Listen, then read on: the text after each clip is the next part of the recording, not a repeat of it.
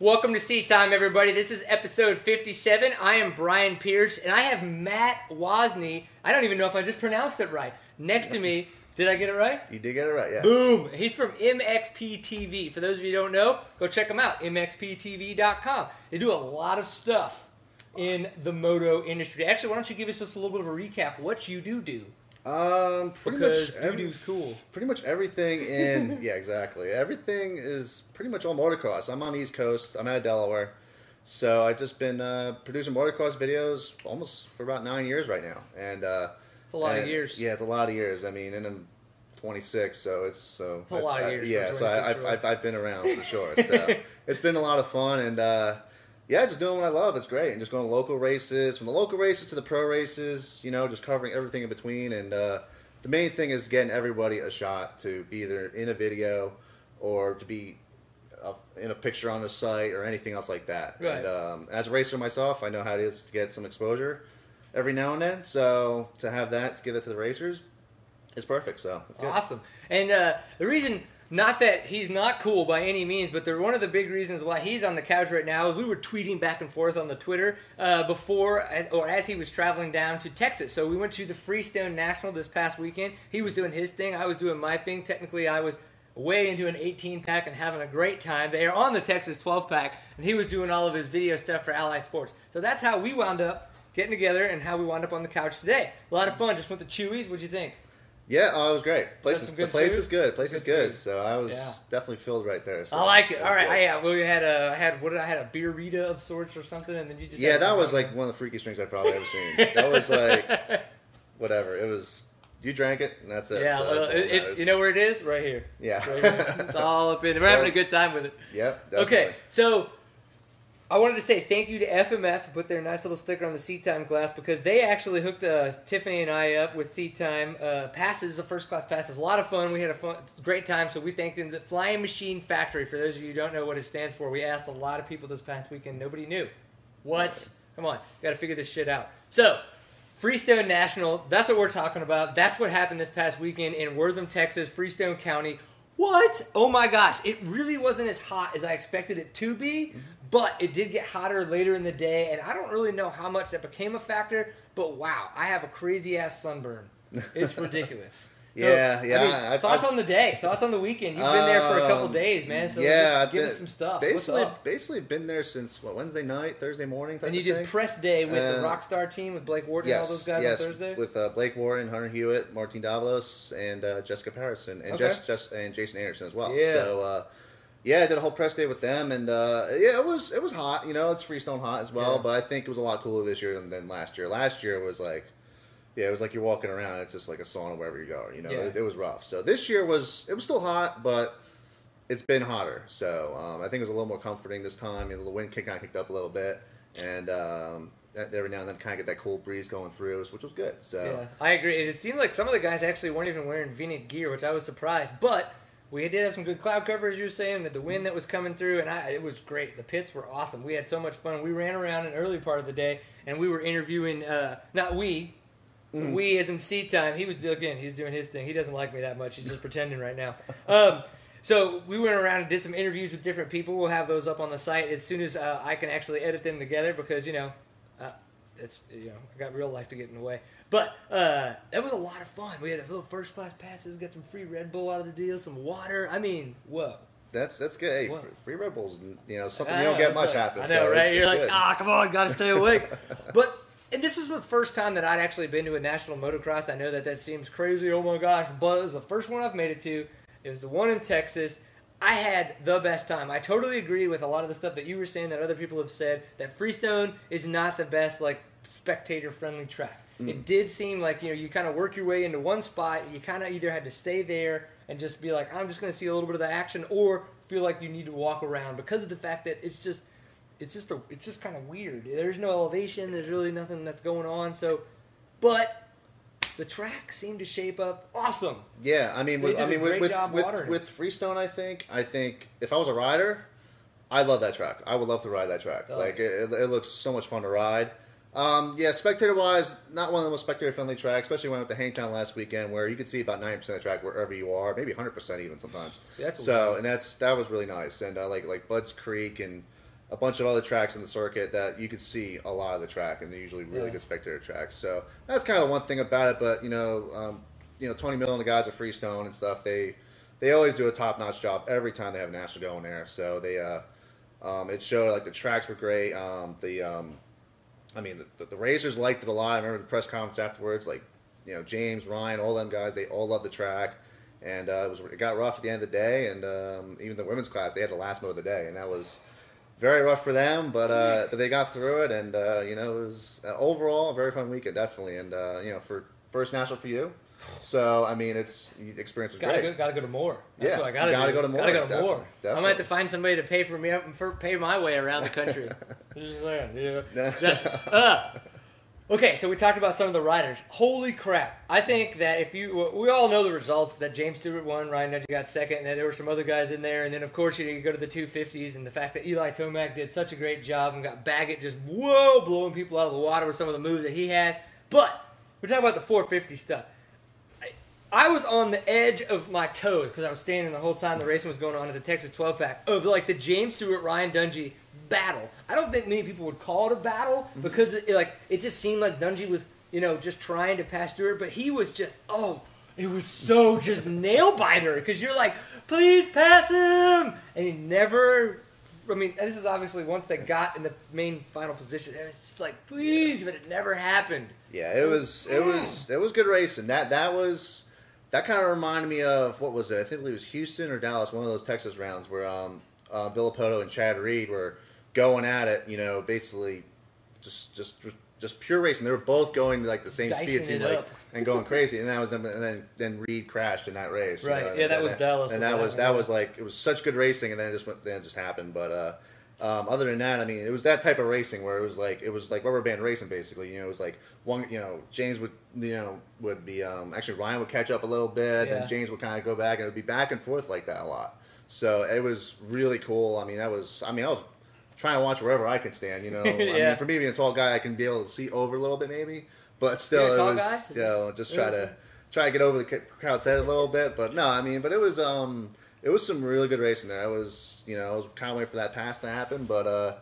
I think both riders know that it's the second round and there's 10 more to go, and as long as they keep it consistent and they're still hauling, it's good, so. Man, it just as a spectator standing there just being like, Ryan Dungey, make a pass. Every time he'd come by following Stewart, I'm like, get out of his roost. His roost, get out of that line. But it's like, in the reality, that track can be very one-lined. And I think that we saw a bit of that with the racing going on between Stewart and Dungey. Because it's just like, to stay on him, he was in the line that Stewart was in. But when he would try to kind of find some passing lines, is when you would see that rubber band effect where Stewart would seem like either Stewart was pulling away or Dungey was backing it off a little bit just because he was trying different lines. So it was could you think Stewart can do 24 motos again? It's too early to tell. I mean, first of all, you have Ryan Dungey, he's won titles before, obviously. Yeah. He'll always be there. I mean, there's been times where people have doubted him in races and think, I don't think he'll be up there, but he's always there right till the end. He's the one that can push the 30-35 minutes out there to get the job done, and he's always done that. So I don't see a 24. I really don't see a 24-0 because I think when if Dungey goes back to his home track at Millville or some tracks he's done well in the past, I think he'll have that advantage. I think sometimes, but. Again, Stewart's really good as well, so it's like both of them continue to get more consistent, in their own right, because Dungey always seems to just find a way to get better. Yeah, period. And then for me, I think it's gonna be them two going down to Elsinore looks like and I think I think they will be trading moto wins throughout the whole season for sure. I mean, you have Alessi, you have Short, you have a lot of other riders that well capable of getting up there. Who's actually been really Josh good. Grant looked amazing at Freestone actually, so he did really well, and he's so many other riders as well that have been they're up there, but it's like Stewart and Dungey are like right at that level, like they're at that next level where the other riders are like Alessi said in the press conference yesterday when he got third, he's like, I just want to stay consistent and just ride my own race.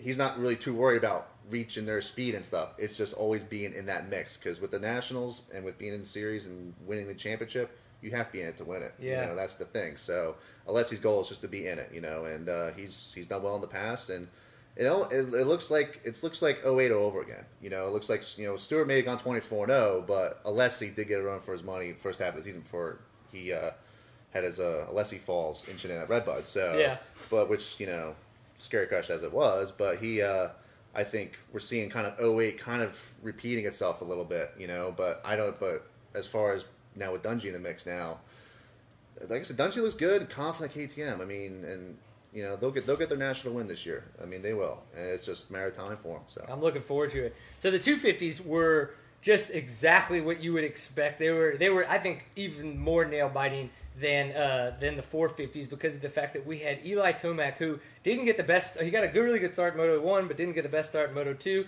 But all kinds of mix-ups and stuff going on. Blake Baggett being a badass and jumping the tabletop into the whoops, which we didn't think, besides practice, seeing a couple people try it, that anybody would do it in the moto, for the fact that it's like so close to people. You might land on somebody, you might break your damn frame. Yeah. I don't know. I mean, it's like you could blow out both your ankles or wrist on that thing. It was just kind of freaky. And then they had the new triple. Everybody was just blazing up through that. I mean, the 250 racing was spectacular to watch, and I'm so glad that I was able to be there for it.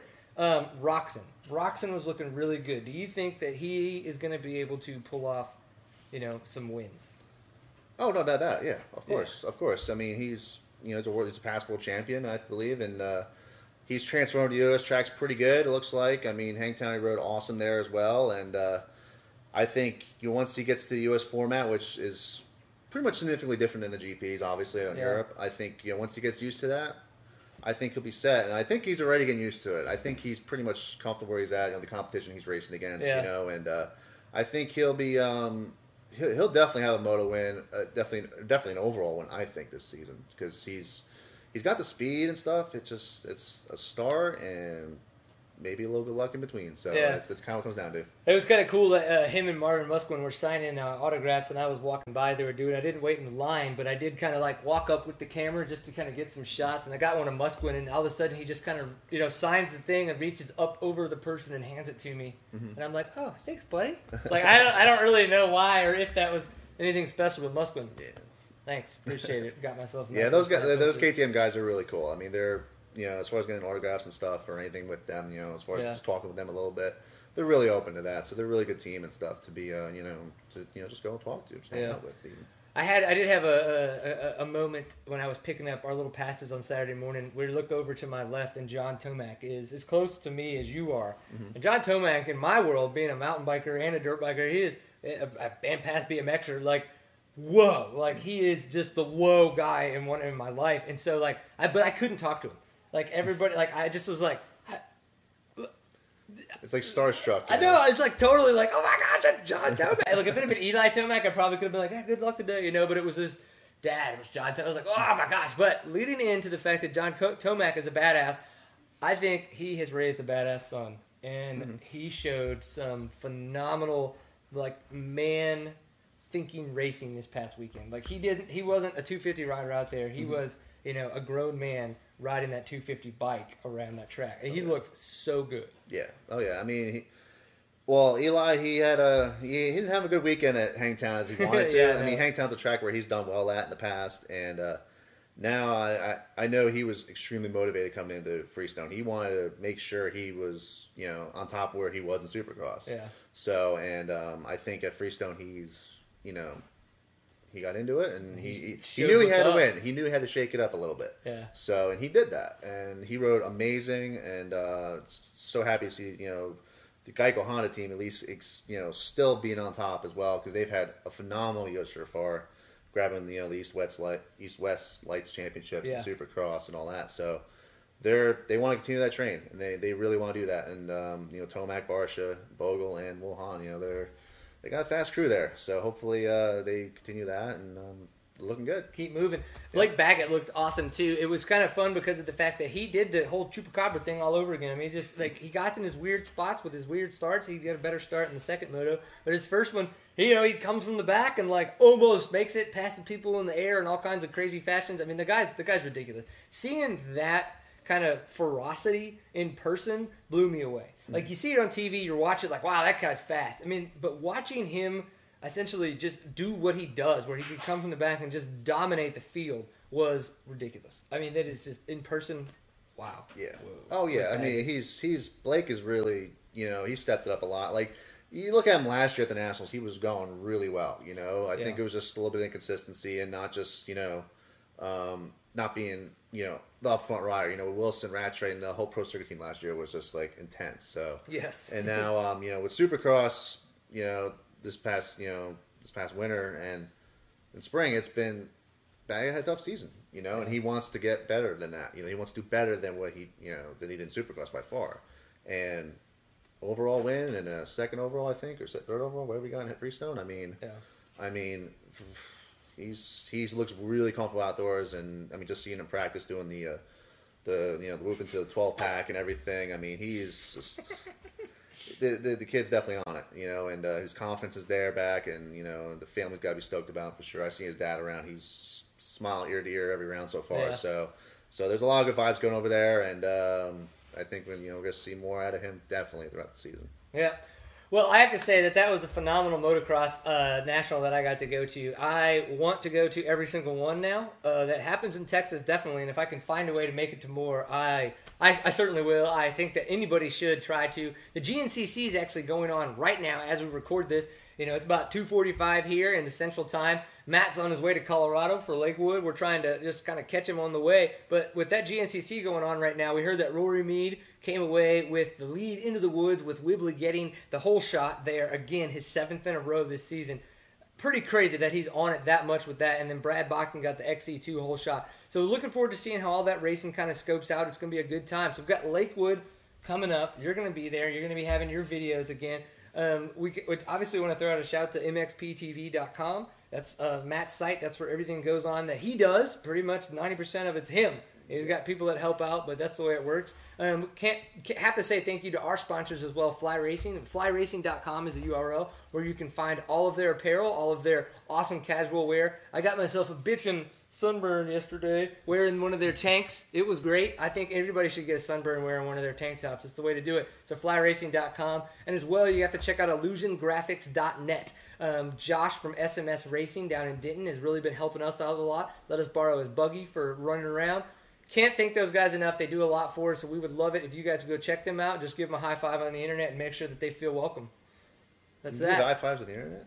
Dude, you can do anything on the internet. I mean, you can like stuff. I know you can do high fives now. Oh, yeah. I'll high five you really hard later. All right. It's going to be interesting. That'll be interesting, yeah. Yeah. I'm not going to let my wife watch, though. All right. You got any last words to say for you, for anything, your great weekend, what's coming up, all that jazz? Well, other than being on the road since April 30th, basically, just continue the road trip, and you can follow everything on mxptv.com. My WhatsApp column I do every Friday. On Twitter and Instagram, mxptv, follow away. I shoot pictures while I'm on the road, and from the weird to the wild, wherever it is, I post it. And weird to the wild, I like that. Something like that, it'll be good. And that's my Saturday nights right there. There you go. And then, but also check out allysports.com as well. I've been doing a lot of video work for them. If you may have not seen too much content on my site, it's because I'm doing a lot of work for them. So he's getting paid in other ways, people. Yeah, I'm getting tossed around, so it's just the way it goes. But that's his Saturday night. So yeah, there you go. So, but anyways, yeah, check out allysports.com. They do a lot of stuff on there. We're doing a lot of web features on there, throughout the year, and they've been, they're helping me out a lot too. But also, some great content on the way. Filmed a bunch of videos so far. And definitely check that stuff out. We got a lot of house tours. We got some bike setup videos that are going to be definitely really nice to check out. Yeah, we've got one with my house, one of my bike. It's going to be awesome. It's already shot already. We got it all done. It's actually completely worthless because it's like, well, this is a shitty house and that bike's beat the crap, so that's worthless. But... So, I thought that was a factory KTM in there. Oh, yeah. Factory KTM from 09, back when they sold them at the shop. Used crap holes. I'm just kidding. Seriously. It sucks.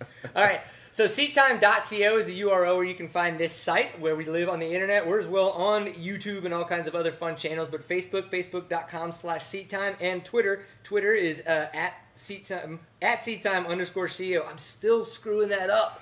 What's the deal? I don't know. We tweet fun. We talk awesome on Facebook. Please come follow us. Have fun with us. But the biggest thing that you have to remember with Seat Time is we're all about having a pint full of awesome. That doesn't mean you need to drink to enjoy life. That just means Awesome needs to be had. Make sure you create it. We want to know about it, so hit us up, please. Thank you. We'll talk to you later. Stewart's gear looks horrible with his yellow bike and red number plate.